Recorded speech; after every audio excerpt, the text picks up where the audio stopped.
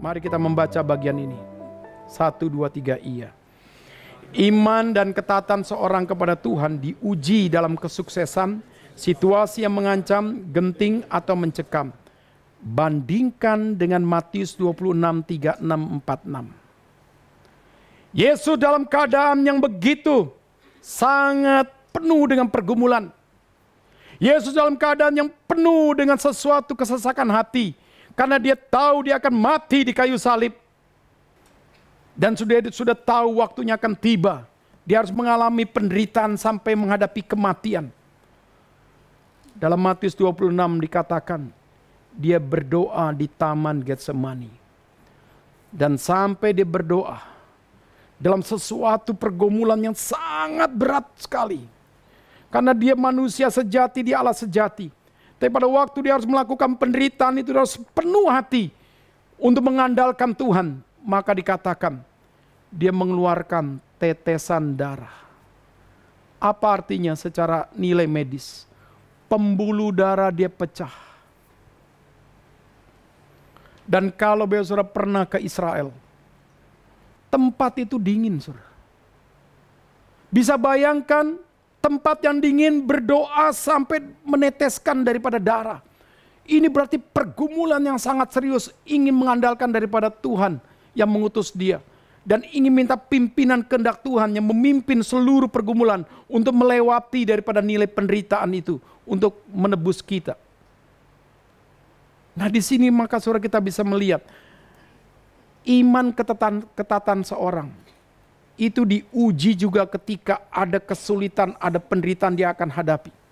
Dia lihat secara iman tidak, dia lakukan secara ketaatan tidak, atau dihadapi secara rasio, dia lari pada masalah, dia mengandalkan daripada bangsa-bangsa lain atau orang-orang lain.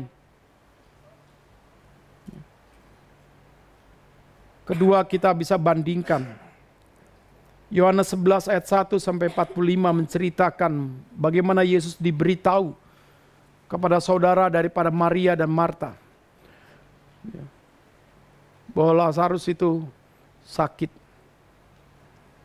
Sakitnya parah. Dan Tuhan berkata kepada murid-muridnya, kita tinggal lagi 2 hari di sini. Kalau kita diberitahu sahabat kita atau orang tua kita sakit, kita langsung apa? Pergi kan? Yesus sengaja 2 hari lagi kita tinggal. Dan Yesus berkata pada murid-murid, Lazarus hanya tidur. Nanti kita tiba di sana, saya akan bangunkan.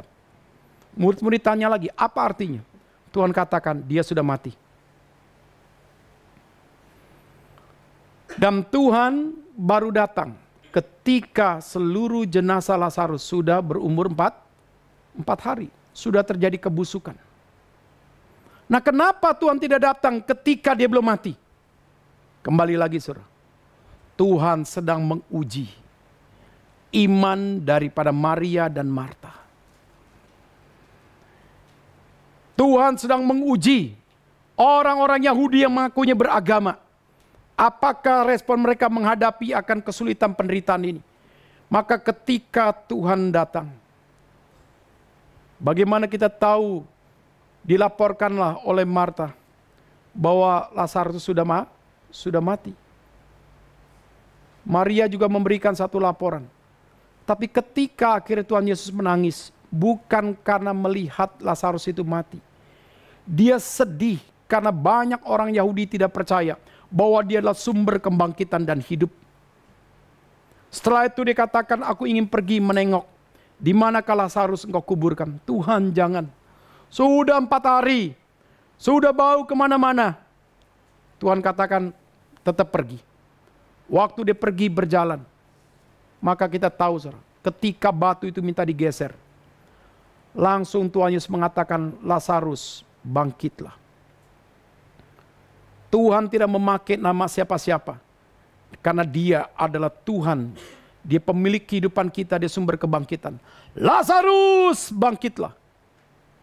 Tetelestai itu adalah bagian daripada hal nanti kita lihat. Bagaimana semua sudah berakhir dalam nilai penebusan. Di sini Yesus lihat ini belum berakhir. Ini akhir dari kacamata manusia. Sepertinya Lazarus sudah jadi jenazah. Bagi Tuhan tidak. Ini adalah sesuatu dalam nilai kedaulatan Tuhan diizinkan untuk menyatakan siapa aku yang adalah sumber kebangkitan dan hidup.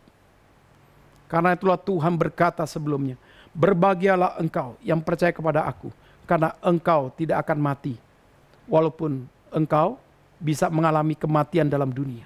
Karena aku sumber kebangkitan dan hidup. Nah di situ saudara bangkit. Saya tanya saudara, waktu bangkit, ternyata Tuhan izinkan Maria dan Marta nangis terus selama berapa hari? Kira-kira 4 hari.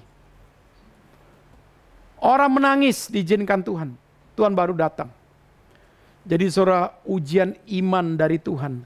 Kadang-kadang Tuhan kasih waktu untuk mengetahui akan iman dan ketaatan kita dalam ruang dan waktu.